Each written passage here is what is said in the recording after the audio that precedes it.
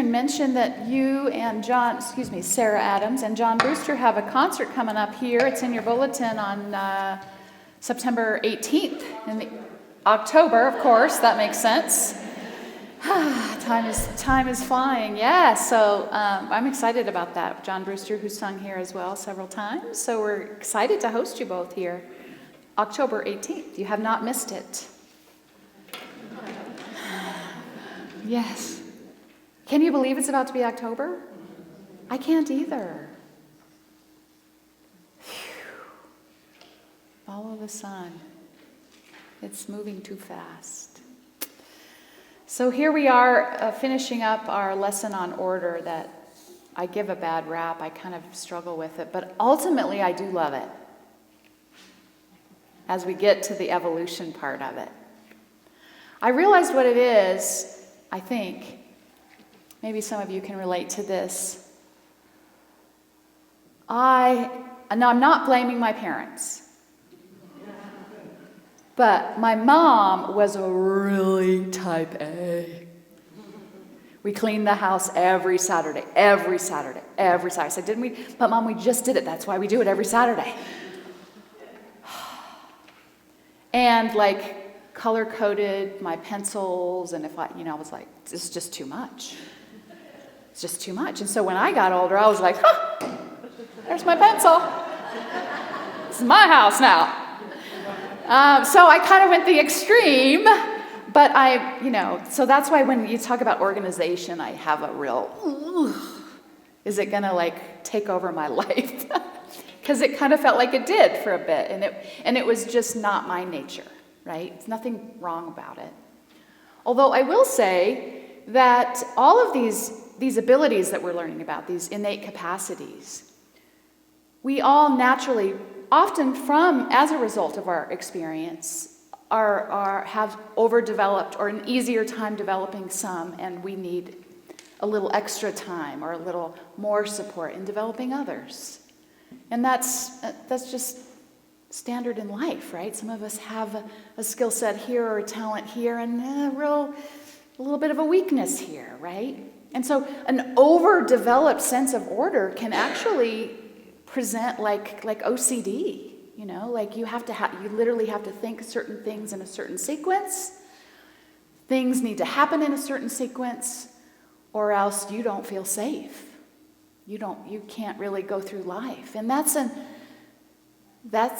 a difficult situation there. That is actually, I'm in no position to talk about how it occurs. I know it's a psychological defense, I believe, of difficult circumstances. But in the end, it kind of robs you of freedom, right? It makes you, similar to my mom, leaves you with an inability to adjust. She would flip her lid if things didn't go in a certain order until she was much older. And then it was so lovely when it wasn't lovely when she got ill, but when she got ill, things changed. She realized where her pencils wasn't as important, right, as being available to connect. And that's just a little example of how that plays out in reality, in terms of none of these powers, none of these capacities should be used, though they often are, from a limited perspective.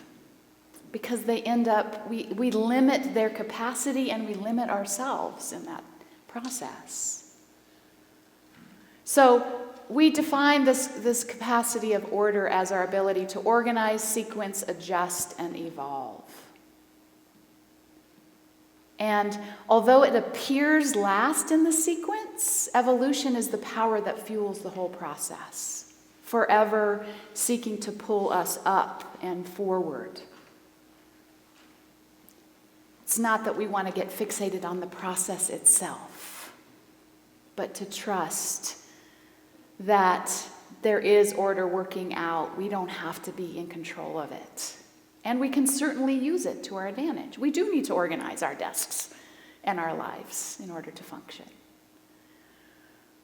So without that realization, though, we can just get stopped at the organize and sequence part and become kind of rigid in our thinking, right? Where adjustment becomes harder. This is especially true with ideas and beliefs that become rigid, inflexible, making it difficult to adjust to the reality of life, which is what? Always changing. We're like, if you could just stay right there. Doesn't work, right? And we're always changing. And that's good news. As Linda Martella Whitsitt puts it, our ability to evolve is inherent, just as evolution is inherent in the universe. Ultimately, evolution it fuels our spiritual unfolding and transformation. Evolution moves us in the direction of expansion, from simple to complex. We think of that, we learned that in biology, right? Have you ever thought of that's kind of the process that life moves us from? Obviously, as little kids, I'm just having a moment, let's see if I can follow it. As little kids, we learn the simplest to more advanced things. And as we grow spiritually, we begin simply. And then we get more and more advanced. Remember last week or the week before when I was talking about sequence, I was saying it's tempting to want to go from A to D or Z. Like get a taste of it and we want to be the master of it. But there's growth in every step. And particularly in the steps that we don't really want to do. God forbid I have to put my pencils in colored order.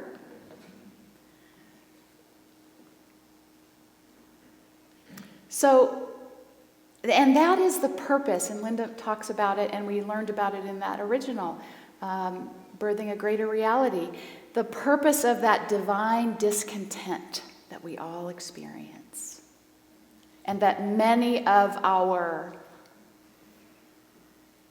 mental health issues and addictions and all the things that we do to fill over that's what is covering. In my mind, that's the cause of many of that. That there is a divine discontent. There is something missing. Now, I should say, of course, that the human experience is complicated. It's so complicated by other human beings and our relationship with them. So that's not the one and all thing that everybody that suffers from an addiction or another sort of impulsive behavior is divine discontentment. But I do think at the core of it, it is, right? Like, who am I? What is my purpose? What is the purpose of life? It's got to be more than just, although these things are great, my spouse, my job, they're great. But what is it all about? Yeah? That evolutionary cry within our own being that asks, who am I and where am I going? And what is my purpose? And how do we answer that question? We don't have to answer it alone. Because as that reading said, there is that of us that is very human, right? Our physical being and our mental being, and then there is our spiritual being. And as we develop it, it helps us answer those questions.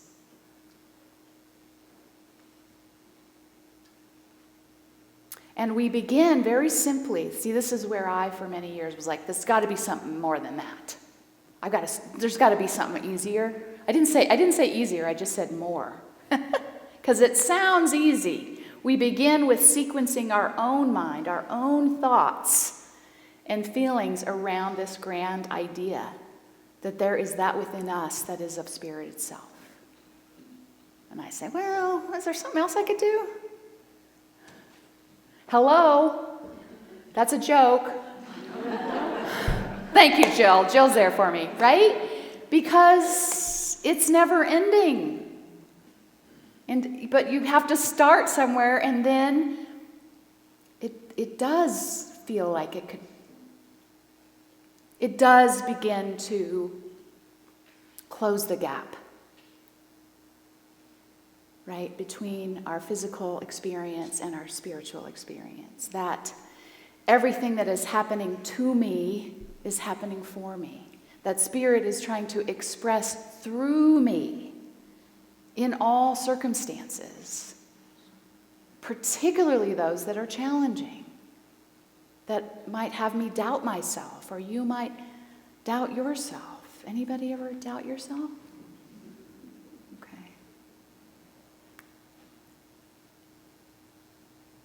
So we begin with that sequencing in our own mind, organizing our thoughts and our feelings around this greater idea that our very being is of Source itself. And from there we go about the business every single day of adjusting our small thoughts, our me, myself, and I thoughts, which, by the way, as you all know, all orbit around the false assumption that we are or ever could be separate from our source. That's what that's all about.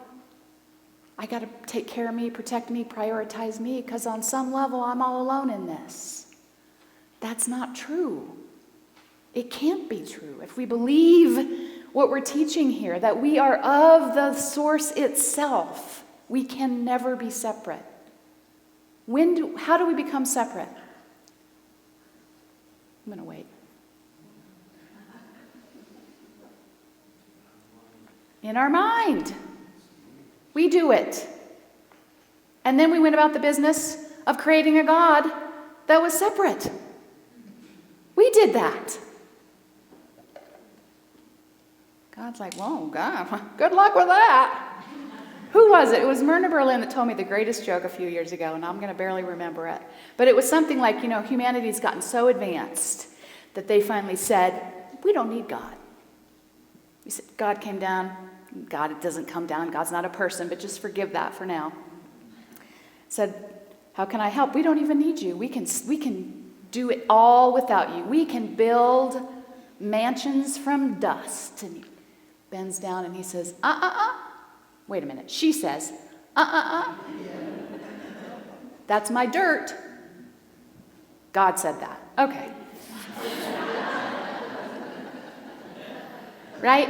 So, life itself, from the metaphysical perspective, is an expression of God, of spirit, in manifestation.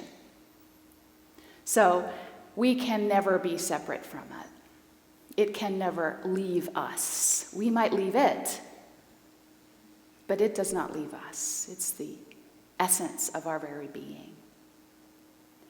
As our Unity co-founder Charles Fillmore taught, involution always precedes evolution. Who remembers that lovely term, involution? Oh gosh, okay. It kind of blew my mind, right? So this was really based on the work of the infamous French Jesuit priest Teilhard de Chardin, who concluded that conscious evolution is only possible if humankind becomes a collective human organism, drawn together by radical energy, by which he meant love. So it's conscious evolution as we recognize that we are one with the source and thus one with all of life and begin to live life accordingly. Conscious evolution will not fully occur. And the power that supports us in that is that harmonizing, unifying power of love. There again, we have to grow that smallness within us that says, well, I'm not going to love those people because they clearly don't love me, right? We have. If God was a person, do you think God would say that? No, God would be trying to love more fully through the person that you think is not fully available to love or able to love. So this idea of involution, again, I want to just remind us of it because it's I love it. The process of evolution really begins with involution, whereby spirit involves itself in its creation, literally gives itself, puts its energy in its creation. That's you guys! It's exciting!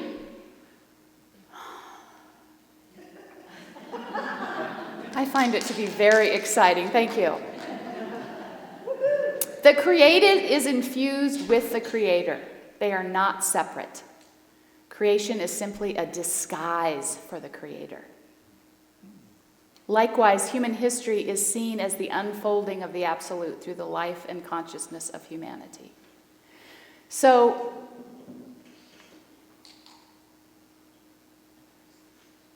it gets a little heady, but I think you get the gist of this, right? That evolution actually, in this vein of thinking, occurs in the reverse order, as the process by which spirit unfolds that which it enfolded in involution.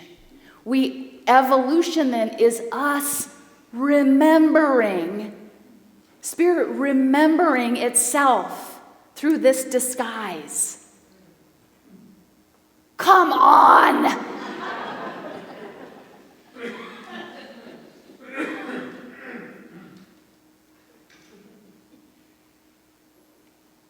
To quote Nobel Prize winner Henry Bergson, he concluded that the direction and purpose of evolution is to free consciousness from matter.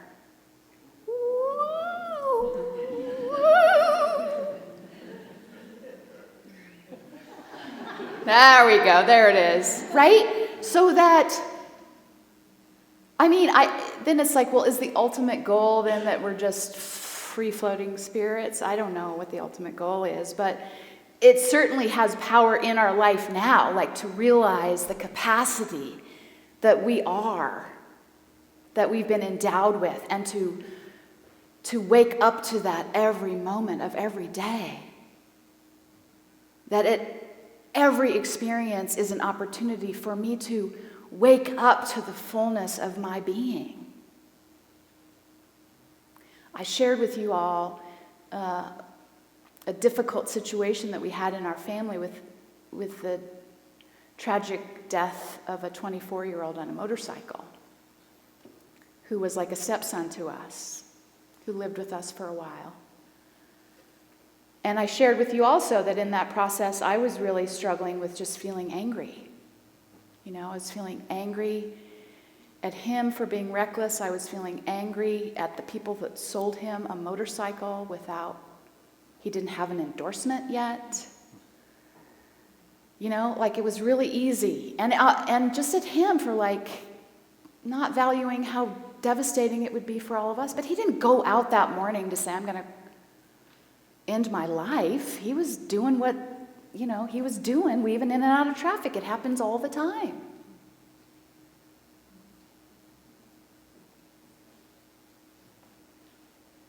And so my evolution in that process was to recognize that there was some validity to that anger, and that behind that was a depth of sorrow and sadness, right? That a young life is taken in this reckless behavior, by this reckless behavior. And we all make choices all the time. That's a huge one that impacted a lot of people. And I have certainly, I'm not holding a grudge against him. I was going through that process, right? And it did grow me. It did grow the capacity that I know love can hold it all. And that he is free of that physical body, that we don't think it's timely, but it's not, other people's journeys are not ours. They're not obligated to our expectations and our timelines. We just witness them. So, what I became aware of, thankfully at 54, remember when I told you the average human is not fully developed, not fully mature until 54? Boom, I made it just in time. Was that I could see all of that. I could see what I was doing. I could see, okay, I know that at some moment, and it can't be at the middle of the memorial that I'm conducting. I can't break through then, right? But at some point, I need to make space for the sadness and the grief and the bigger grief that all of that even exists. Yeah, motorcycles are fun, but really, on the interstate? But you can't, it's not about me controlling people's behavior so I feel comfortable. That's our misuse of order.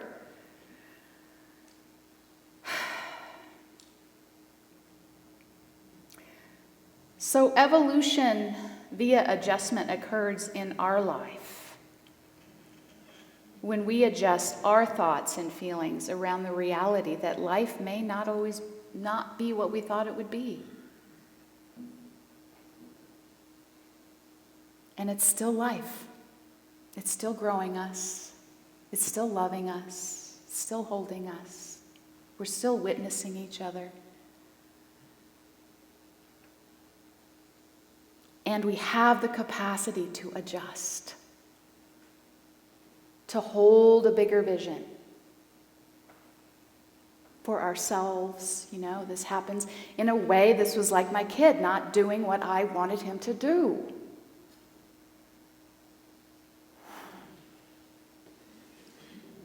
And can I still love him? Of course. Of course.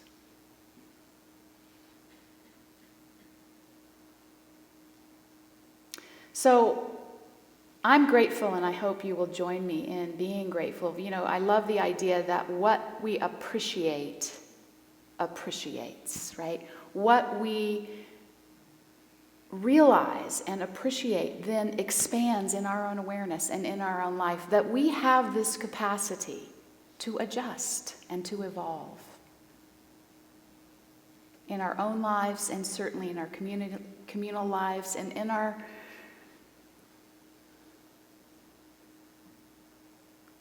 what is the word? Collective experience of life. And so if any of you ever feel like I'm trying to say, you got to get out there and change the whole world, I'm just saying take responsibility for your own world. And as we do that, as we heal our own hearts and our own minds and in our own lives, we do make a difference. I could show up much differently in that capacity than the 20 years ago with the chip on my shoulder. Oh, they would not have wanted me back then to come lead that memorial service. I had, you don't want to know this, but it was at 6 p.m. and at like 5, and it was raining because it was in Seattle. At 5:45, I heard all the motorcycles pulling up. It's like, oh gosh, I got to be able to hold them both, right? Because the reality was I could see the allure of that freedom and that belonging that just brought him right in, right? I could see it. I could understand it.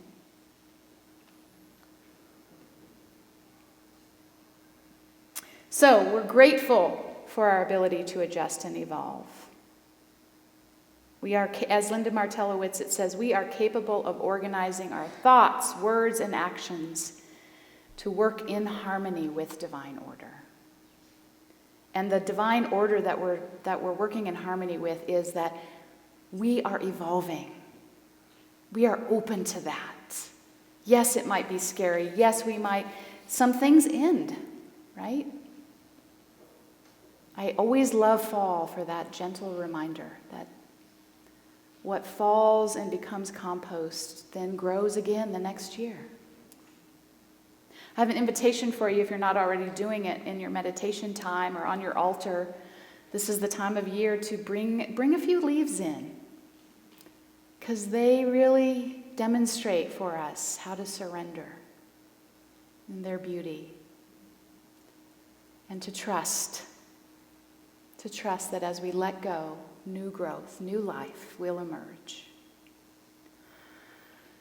So we'll take some time in the silence now to contemplate this for ourselves. I've asked Sarah to sing us in today with her sweet voice.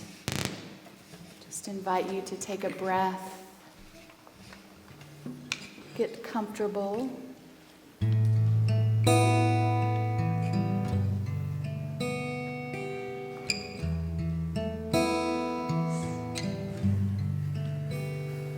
In the stillness of this moment, there is peace. There is peace. In the stillness of this moment, there is peace. There is peace. And I rest and trust and breathe and know that in the stillness of this moment there is peace.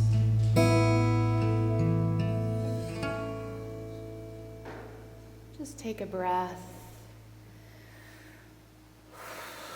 in the realization that in every moment there is the possibility, the availability of peace as we turn inward.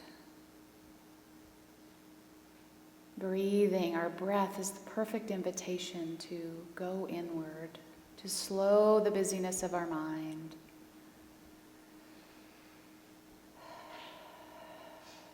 And to allow this moment to be just as it is. To invoke our power of adjustment in letting go of expectations for how it has to be, to get still. And know that our breath alone can do that.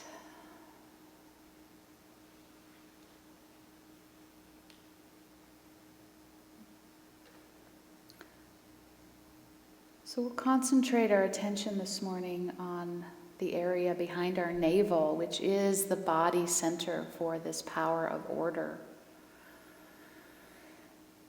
You might put your hands there and take a deep breath.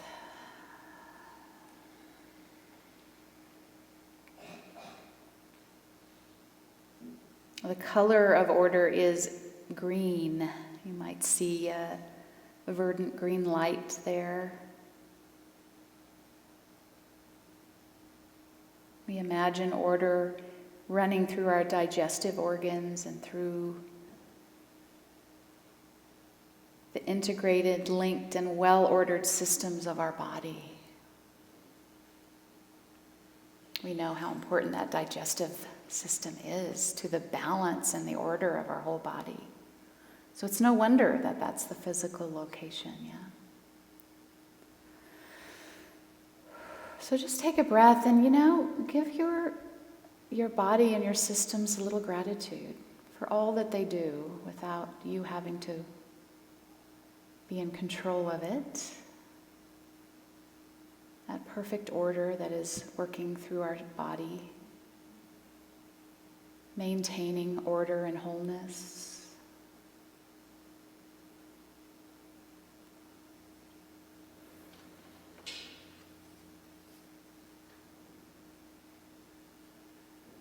And as you claim your own power of order,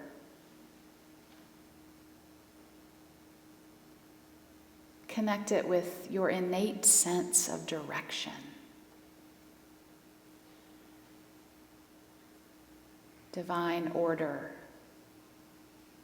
lays your steps out for you, directs you in the direction of your own highest good, your own expansion and transformation.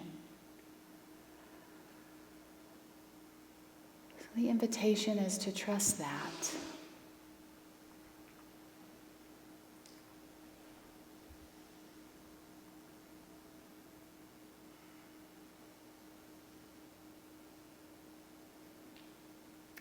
To claim our adjusting power of order.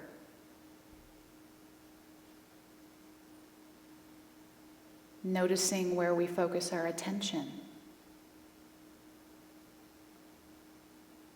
Is it toward possibility, transformation, or staying put? And we can adjust.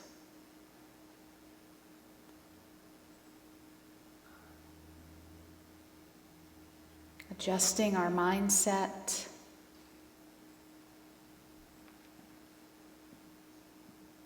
allows us to experience more of the evolving power of order. It's moving us in a sequence to expand our awareness of the truth of who and what we are. It is there that those questions begin to find deeper answers. Who am I? What is my purpose? What is my direction?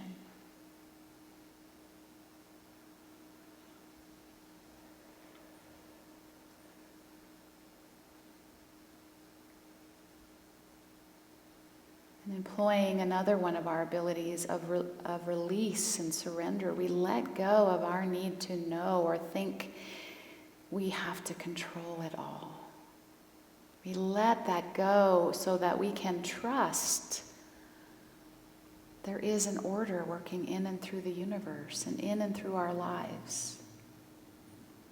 The purpose of that order is our expansion.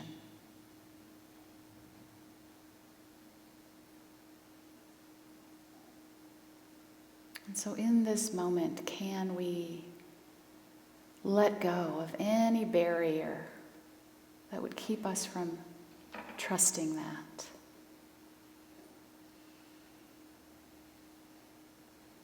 That the source, the intelligence of life itself, is working on our behalf.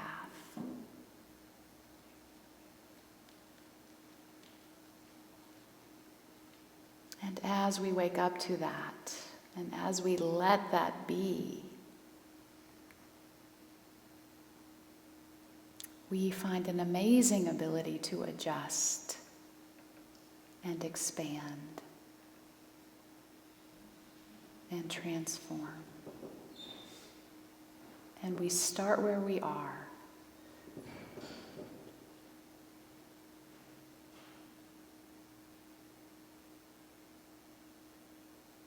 No judgment, no what ifs, no should be's. We are where we are. We start there and move forward.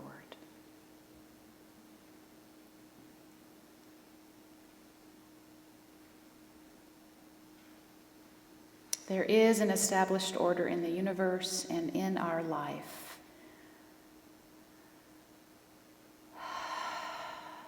We let that be. And it guides us.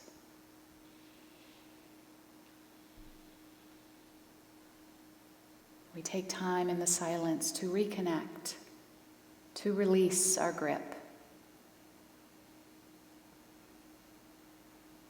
to receive guidance and inspiration, to catch an idea and embody it.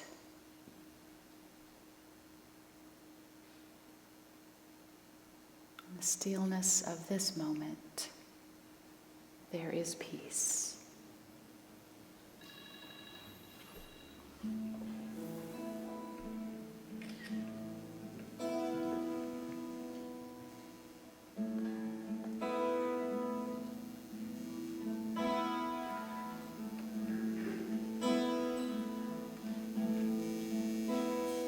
In the stillness of this moment, there is peace. There is peace. In the stillness of this moment, there is peace. There is peace.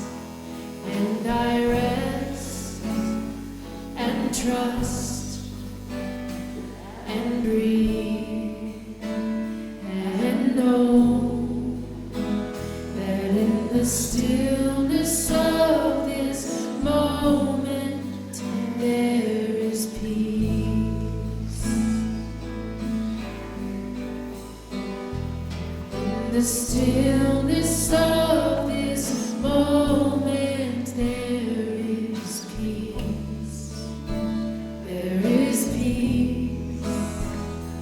In the stillness of this moment, there is peace. There is peace.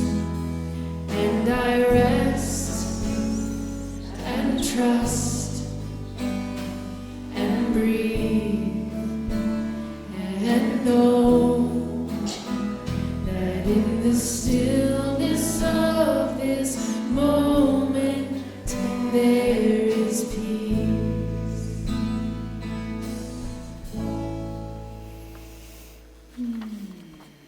I'll just invite you to bring your attention back to this time and space.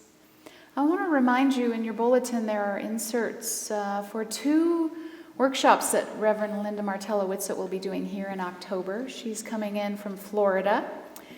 And she has a rich history. Not only has she been a Unity minister, but she also served as the head of Silent Unity, the prayer ministry at Unity Village for several years. She's a fabulous teacher. She'll be here October 12th and 13th, and everyone is invited to attend either of those events. She'll be here on Sunday doing her Divine Embodiment workshop after the service, which will kind of be the culmination of our study of Divine Audacity this year.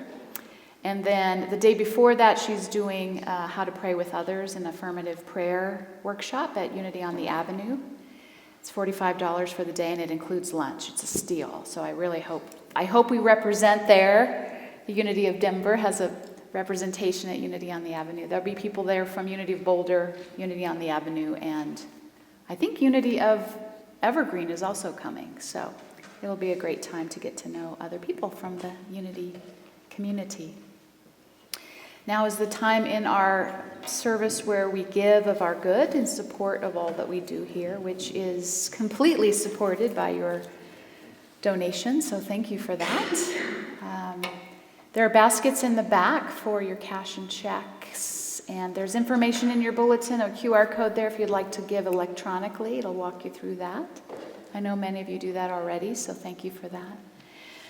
And we'll bless our love offering together. Divine love as me blesses and multiplies all that I am, all that I have, and all that I circulate. I am thankful.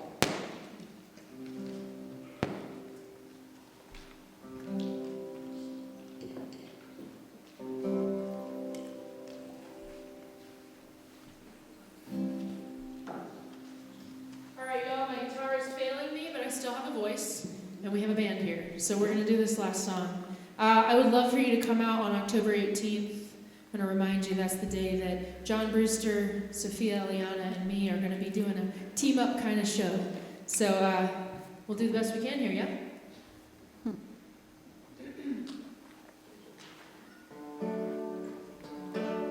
I'm just going to play it louder. Maybe it'll carry acoustically. Yeah. I wish I met you further along. Gave you my older heart, still and strong. But I wouldn't have a fire like I do today. Oh, It it burns burns for you, babe. Oh, you got nothing on my tendency to be led astray. Oh, took a blindside hit to show me the right way. Hey, when your footsteps conquer the streets, from your eyes to the soles of your feet, may my body and heart remain wild. For I'm a wandering child. Gary, Yeah. kind of. I can keep an arm's length so I don't fall. I never learned to punch with my back against the wall. Oh no, I gotta let it go. And I got a feeling deep in my bones. I can't sit still when there's a space up in the road. Oh, there's a fire coming on you in your lane, and it burns for you, babe. Oh, you got nothing on my tendency to be led astray. Oh, took a blindside hit to show me the right way. Yeah, when your footsteps conquer the street, from your eyes to the soles of your feet, may my body and heart remain wild. For I'm a wandering child. It's gonna get quiet, but it'll get loud again. And I hope to God that time ain't wrong. And I hope to God that time ain't wrong. 'Cause I can't be holding on like this for long. And I hope to God that time ain't wrong. And I hope to God that time ain't wrong. 'Cause I can't be holding on like this for long. And I hope to God that time ain't wrong. And I hope to God that time ain't wrong. 'Cause I can't be holding on like this for long. 'Cause I can't be holding on like this for long.